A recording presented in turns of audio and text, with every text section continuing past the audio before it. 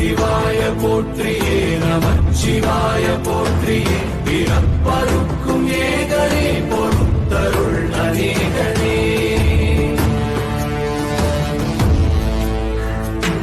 பரம்பொருள் உன் நாமத்தை கரங்குவித்து பாடினோம் இறப்பிலி உன் கால்களை சிறங்குவித்து தேடினோம்